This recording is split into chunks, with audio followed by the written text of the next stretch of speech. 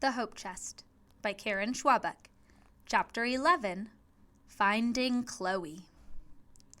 The number on the brass key was 907. Violet had never been in an elevator before. It was packed, and it stopped at every floor. A teenage boy in a white uniform worked the controls, and every time they left a floor, Violet's stomach lurched unpleasantly. On the 8th floor, several men got on who reeked of whiskey, a smell Violet recognized from back when Father used to drink it, when alcohol was still legal. "Going down?" one of the men asked tipsily. "Going up, sir," said the elevator boy. "That's all right. We'll go up, and then we'll go down." He and his companion laughed uproariously, then tried to sing a song that went, "The red, red anti-suffrage rose." These were the only words they could remember, but they managed to sing them 3 times before the stifling, drunk-smelling elevator reached the 9th floor, and Violet tumbled gratefully out. The corridor was C-shaped, and she went around it the wrong way and had to turn and go the other way before she found that room 907 was actually right by the elevator. She turned the key in the door and went in. The room was tiny, but had 2 iron bedsteads in it.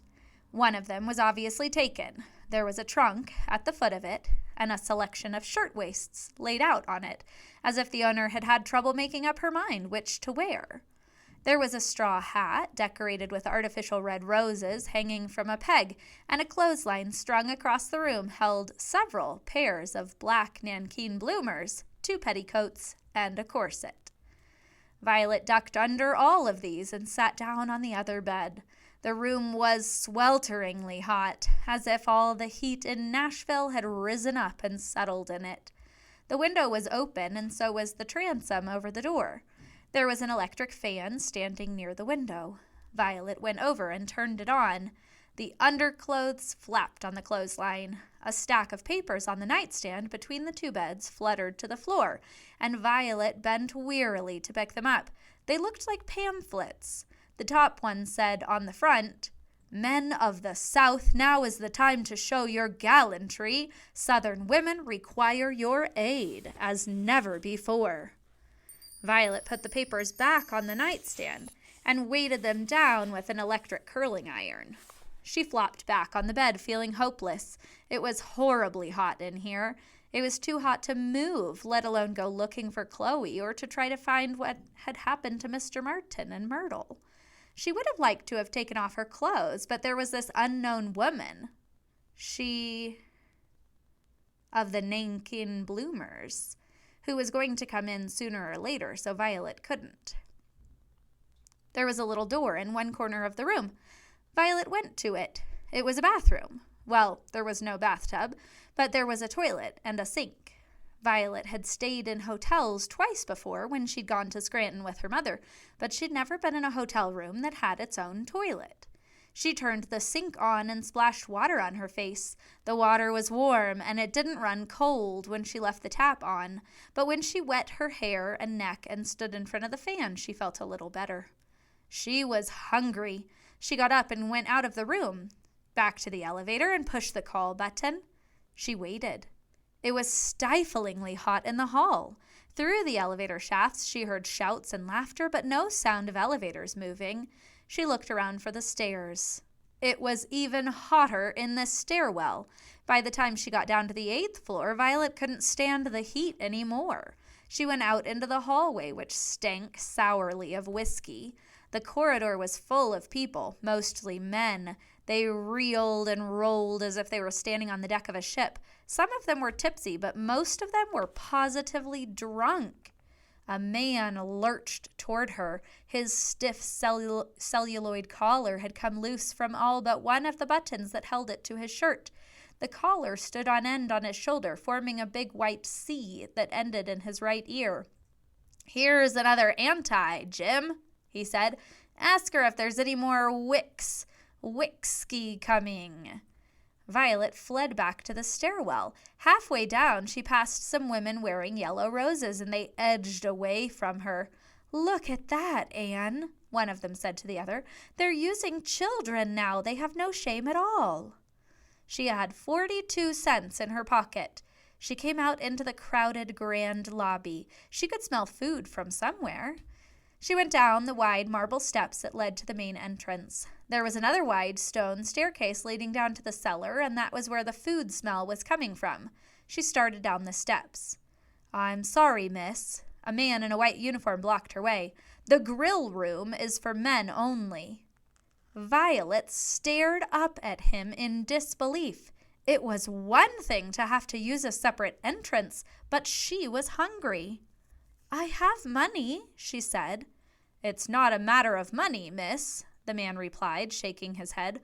"The grill room is for gentlemen. If you go to the dining room on the main floor, they can accommodate you there." He looked at Violet's plaid dress with the double row of gigantic black buttons and the appalling 3-inch wide patent leather belt. "Provided you're suitably attired, of course." Violet climbed wearily up the stone steps again. She wove her way through the crowd and up a few more steps to the grand dining room. Inside, a brass band was playing, booming through the clink of cutlery on china and the sound of voices. A man in a white tuxedo stood at the entrance. "I'm sorry, miss." He barred her way. "Evening wear is required in the dining room." Violet didn't have any evening wear. What was the matter with the world that you couldn't even get something to eat when you had 42 cents in your pocket? She went back up to the front desk. The desk clerk was counting his tally marks again. He looked up at Violet. "I have $1 riding on your side," he confided. "Ordinarily, I'm not a betting man, but I think you antis are going to pull this off. I really do." Violet put her hand to the rose she was wearing. She had forgotten all about it. It had wilted with the heat, and a few petals came off. She looked at them, little bits of velvety crimson in the palm of her hand. She remembered the line the drunks in the elevator had been singing, the red, red anti-suffrage rose, and the man who had said, "Here's another anti." She'd been too upset to think about it before, but now she realized she'd been taken in by the anti-suffragists. That woman who'd grabbed her at the train station, Charlotte Rowe, was an anti. And she'd slapped an anti-rose on Violet and taken her up and put her in an anti-room. This was no way to find Chloe. But first things first. "Where can I get something to eat?" she asked the desk clerk. "They won't let me into the grill room downstairs or the dining room." The desk clerk frowned. "Well, you have to change for dinner, miss, of course." "I don't have anything to change into," Violet said. Her other dress wouldn't do either. She was starting to feel very cranky. "Is there anywhere I can just buy something to eat?" She thought about the businesses they had passed on the way from the train station, all closed except for the theaters. "Not at this time of night. Not any place that a young lady ought to go into. You'll have to wait till morning." Violet felt like crying. She didn't care about where a young lady ought to go. She just wanted something to eat. "I can't wait till morning. I'm hungry right now." The desk clerk frowned, thinking. "Don't they serve refreshments at your meetings? There should be one going on right now." He nodded upward. "Up there on the mezzanine floor. The Anti's strategy meeting should have sandwiches. I saw the waiters taking them up." Violet thanked him hurriedly and ran up the narrow stone staircase. The mezzanine was a broad balcony above the lobby, with a large room set off it by French windows. In the room were many women and a few men, all well dressed, all wearing red roses. Violet didn't really pay much attention to them, though. In the room, there was also a stand holding a tray, and on the tray were sandwiches. Cucumber sandwiches, sliced cold chicken sandwiches, and cold tongue sandwiches. Violet gathered as many of them as would fit onto one of the little china plates provided. Then she sat down on a chair near the wall and ate. Nobody in the meeting seemed to have noticed that she had come in. They were all listening to a tall, thin, horse-faced woman in an enormous hat decorated with a flood of red roses and 2 ghastly green bird wings. She wore 3 red roses in a row on her lapel. "I think we can count on Speaker Seth Walker from here on in," the horse-faced woman was saying. "He no longer hearkens to the cry of the suffrage siren. We've got him listening to something else." A man in the room took 2 gold coins out of his pocket and jingled them loudly. The people in the room chuckled. Violet ate a cucumber sandwich. "That's one thing we don't have to worry about, Miss Pearson," a woman in a full-length black bombazine gown said to the horse-faced woman. "Money." "No, thank goodness," said Miss Pearson. "There are so many gallant men willing to do their utmost to protect the rights of Southern womanhood." "And an employer's right to hire anybody he wants, including needy children who have dependent parents," the man who had jingled the coins said righteously.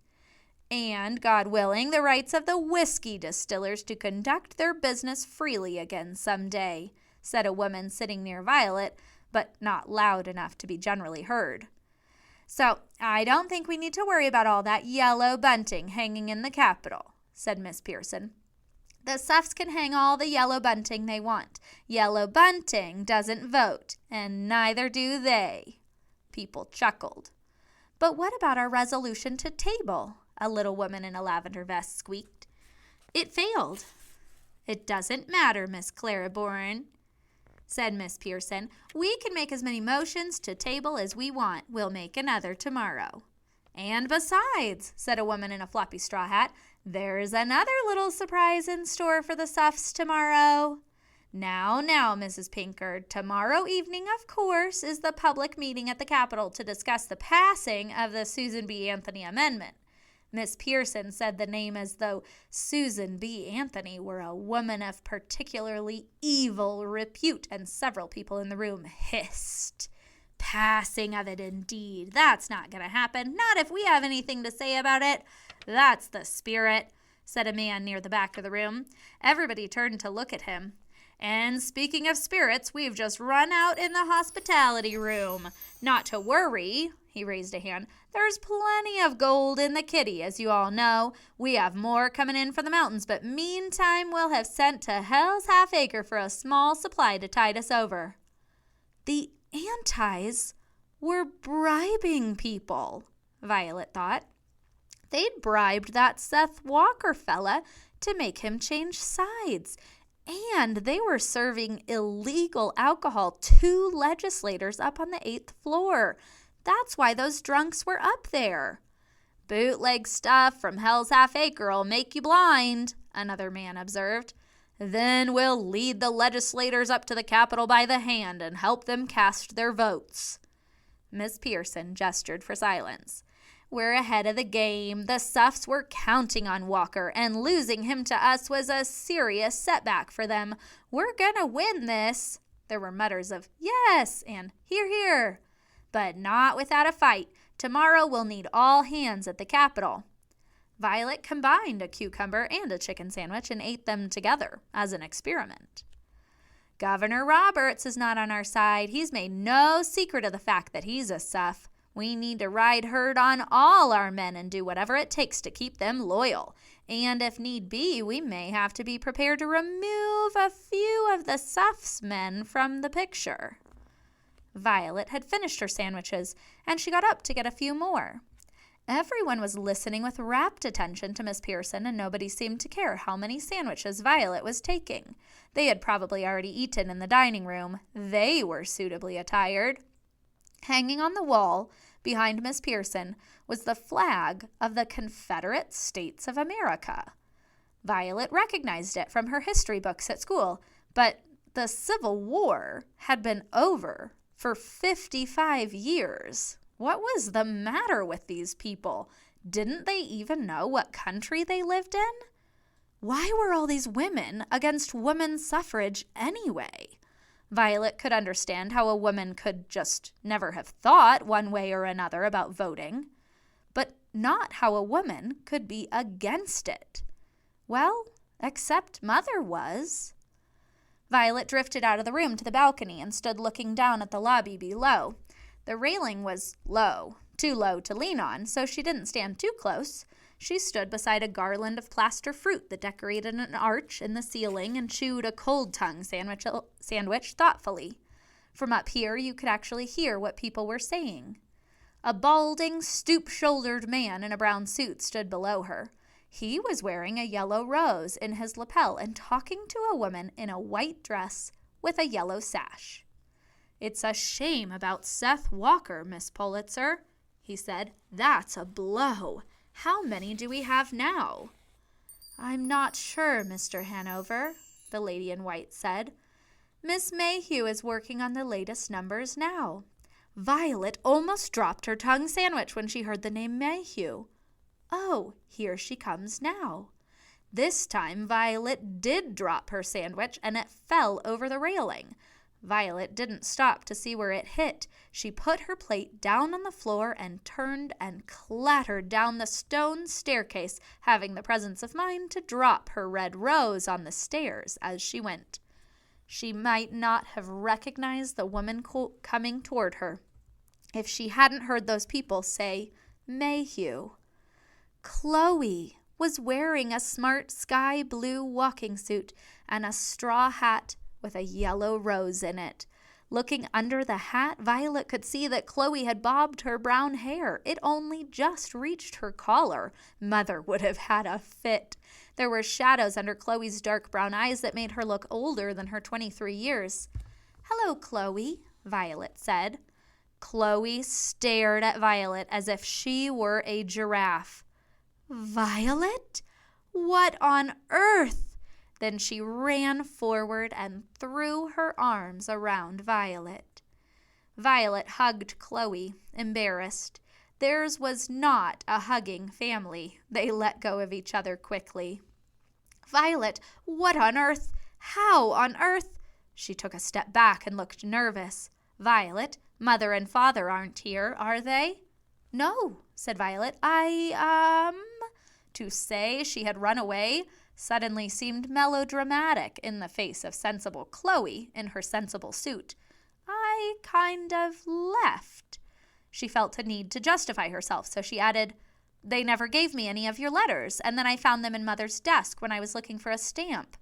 "Oh, Violet, then what happened?" Mr. Hanover and Miss Pulitzer listened politely. "I just got mad and left," said Violet, "and then I went to New York, and, well, anyway, here I am." "I can't believe you came all this way alone." "I wasn't exactly alone," said Violet. She wasn't sure how to explain about Mr. Martin and Myrtle, particularly now that she had lost them. Chloe turned to the other two. "I beg your pardon. This is my sister Violet. Violet, this is Miss Anita Pulitzer of the National Woman's Party, and Mr. Joe Hanover, a representative from Memphis who's leading the suffrage fight in the House." Violet turned and curtsied carefully. "How do you do?" she said politely. "I'm very pleased to meet you." "Likewise, I'm sure," said Miss Pulitzer. "How do you do?" said Mr. Hanover politely. "Chloe, you'd better go get this taken care of," said Miss Pulitzer, nodding at Violet. "But did you get those numbers?" "I think so." Chloe handed Miss Pulitzer a piece of paper. "If they're uncommitted, I put a question mark next to them, and if they might change sides, I put 2 question marks. I might not make it to the meeting tonight. Excuse us." Violet curtsied again and then followed Chloe briskly across the lobby toward the women's entrance. The Tulane Hotel, where Chloe and the other National Women's Party members were staying, was 2 blocks away, downhill, and Violet noticed when they got outside that it hadn't gotten any cooler, even though it was fully dark now. The Tulane was only 6 stories high instead of 10, and it was less intimidating than the Hermitage. There was a long line of cars parked out front, and Chloe and Violet stopped to visit the Hope Chest. Henry Ford had said famously that you could have any color Model T you wanted as long as it was black. But you actually could get other colors. The Hope Chest was dark green, with black fenders and running boards and a black collapsible roof. It was a runabout, with a leather front seat big enough to hold a driver and a passenger, but no back seat. Instead, there was an open space behind the cab, which had been fitted with a small wooden truck bed. For carrying stuff, Chloe explained. They admired the car's pressed steel radiator, its nickel hubcaps, and narrow wire-spoked wheels, the nickel radiator cap, and the big round electric headlamps, which Violet said looked like bug eyes. Like frog eyes, said Chloe fondly. And it's amphibious, too, the Hope Chest is, like a frog. I've driven it right through streams, especially this last month when I've been up in the mountains, hunting down Tennessee legislators in their dens. She patted the Hope Chest on its steel hood. It's my freedom, the Hope Chest, and women have been using automobiles so much this last year they really might give us freedom. I mean freedom to be real voting citizens of the United States, she signed. If there's time, I'll teach you to drive it. The two-lane lobby was just as big as that of the Hermitage, but less grand, with wooden pillars and paneling and marble floors. There seemed to be a lot of marble in Nashville, Violet thought. There were no crowds, just a few people here and there in armchairs reading the evening paper, and a few women wearing yellow sashes or yellow roses passing through. On the way inside, Violet finished her explanation of how she'd gotten to Nashville, which she'd started as they walked from the Hermitage. "And you wired Mother and Father from Washington and let them know you were all right?" Chloe asked. "Yes, Mr. Martin made me," Violet said. "Good. I'm sure they must be frantic." Chloe got her key from the desk clerk who was playing pinochle with a drummer, as traveling salesmen were called. The drummer had his hat on. Violet thought it was odd of Chloe to take Mother and Father's side, considering Chloe wasn't on speaking terms with either of them. "I don't think they're frantic, but anyway, I told them I was all right. Mr. Martin paid for it." "Well, I think you should write them again. I'm not sure how long we're going to be here, but they'll be worried," said Chloe as they climbed the stairs to the second floor. It seemed like no matter how many times she mentioned Mr. Martin's name, Chloe wasn't going to say anything about him. If Mr. Martin was sweet on Chloe, Violet thought, it must be one-sided. Violet was more concerned about how long we're going to be here. Chloe didn't seem as happy as she should have been to see Violet. "But I'm going to stay with you," Violet said. "Maybe you should be the one to write and tell them that. They don't listen to me." "We'll see," said Chloe. "Aren't you worried about Mr. Martin?" said Violet, trying again. "Those agents that were after him?" "No," said Chloe firmly, turning the key in the lock and opening the door. "Oh, don't look at me like that, Violet. This axe has been hanging over Mr. Martin's head all the time I've known him, and I can't worry about it anymore." Violet thought that was unkind, but Chloe looked so exhausted that Violet decided not to say anything. She looked around the room. It had 2 iron bedsteads like the room in the Hermitage, but it was a bit bigger. Both beds were clearly taken, which Violet guessed meant she would have to share with Chloe. "I'm sorry. I know that sounds mean," said Chloe. "But you know, Violet, you can't change people. Most of us find that out the hard way. I'm telling you for free. Do you want some Chero Cola?" There was a rattle of ice in a bucket and the pop of a bottle opener, and Chloe handed Violet a soft drink bottle. "Thanks," Violet said, and took a long gulp of the Chero Cola. It was very sweet, and she instantly felt less tired. She tried to pass the bottle back to Chloe. "No, you go ahead and finish it," said Chloe, sitting down on the bed with a sigh and taking off her shoes. "Don't worry about Mr. Martin, Violet. He can take care of himself." "What about Myrtle?" Violet demanded. "He can take care of her too," said Chloe, unlooping her stockings from her garters. "What if he gets arrested? What's going to happen to Myrtle then?" Violet was getting frustrated. She had been counting on Chloe to take charge and fix things, not to take off her shoes and look exhausted. Chloe frowned. "I don't know. You're right, Violet. I don't know." She stood up and left the room abruptly, and Violet heard her padding down the hall. To the bathroom, Violet assumed. Violet stooped down and unlaced her own shoes. It was hot in here, too, and the open window and transom that were supposed to catch a breeze didn't, because there wasn't one to catch. There was a fan on the windowsill, but when Violet went over to turn it on, she saw that it took nickels. She wasn't sure if it was worth it to spend any of her small store of cash for a few minutes of breeze. It looked like Chloe intended to go to sleep now. Violet would probably be expected to go to sleep too, even though she didn't know what had become of Myrtle. It was very frustrating. The door creaked open. "I'm sorry, Violet. I'm just so tired. I don't know what we can do about your friend. We could call the police, but—" "No," said Violet, alarmed. "If Mr. Martin hasn't been caught, we don't want to call the police." "Right," said Chloe. "I'm not sure if they'd even bother to look for a lost black girl anyway, or what they'd do with her when they found her. Oh, dear. And you don't even know what town they left the train in?" Violet shook her head. "I just know it was about an hour after we left Chattanooga." "Well, I guess the first thing is to find out which town it was," said Chloe. "If we have to, we can drive over there in the Hope Chest." She sighed.